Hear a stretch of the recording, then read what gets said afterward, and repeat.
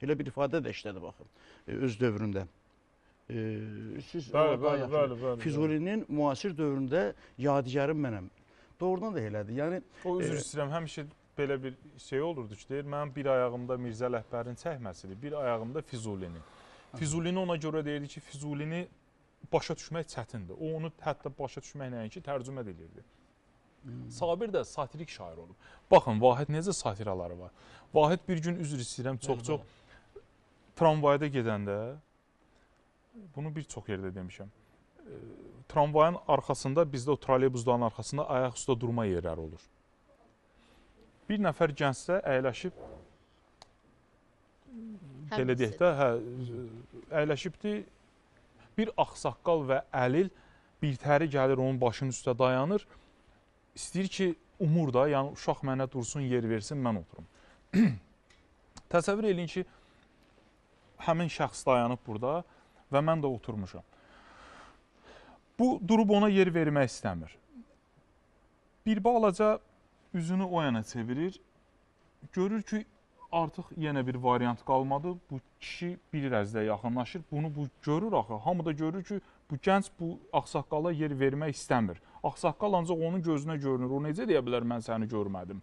Görsəydim, bəs durub yer verərdim. Görür bir yolu qalmır, sumkasından, çantasından bir kitab çıxardır. Açır kitab oxumağa. Yəni ki, mən sizi görmürəm, görsəm yer verərəm. Halbuki durmaq istəmir. Vahid bunu arxadan görür və bədahətən kuplet şəklində bunu deyir. Bax qocadan nifrət edən oğlana. İndi qoca deyir. Güya ki, qoca kişi oğlana deyir. Gördü məni, tutdu üzün tez yana.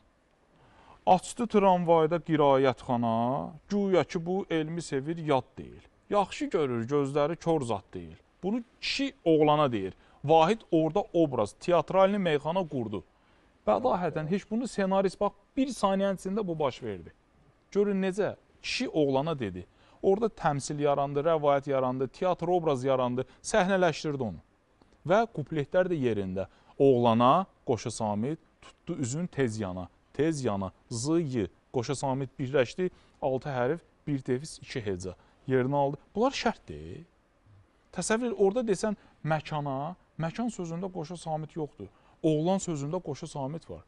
Qıynanlı bitişir. Belə deyək, siz əslində elmi tərəfini düşünürsünüz, amma mən düşünürəm ki, Allah Vahid bunu bədahətən deyəndə bu elmi tərəfini düşünmür. Yox, əsla. Vahidin qəzəllərində bir dənə qırıqlıq yoxdur. Artıq ustad olduğu vaxtlar idi mi? Əlbəttə, bilirsiniz nətər, o ümumiyyətlə qəzəl elə bir janrdır ki, elə meyxananın özündə də bu var.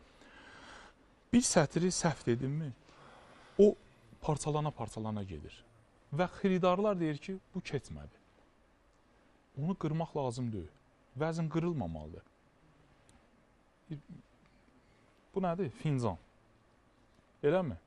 Fincan. 6 hərfdən ibarət. Biz bura imkan da deyə bilərik. 5 hərfdən ibarət. Hər ikisinin axırı andır. İmkanda da Qoşa Samit var, m ilə ki, fincanda da n hərfindən c, baxmayaraq 6-dır, 5-dir, Qoşa Samit tapıldı.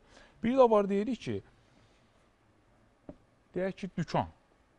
Biri Samitdir, biri Sait. Biri Samit, biri Sait, qoşalıq yoxdur. Amma peşman sözündə Qoşa Samit olduğu üçün peşmanı necə eləyək dükanla həm qafi olsun? Mütləq peşmanın ş ilə m hərfinin arasına bir Sait, peşiman deməliyik ki, o qırılmasın. Bu da bədahətən deyilməlidir toyda da, efirdə də.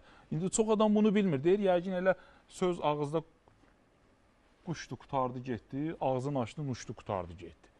Elə bilirlər, elə elədir. Elə deyil axı bu. Bu da bədahətən oldu. Bu bədahətən olan şeylərdir.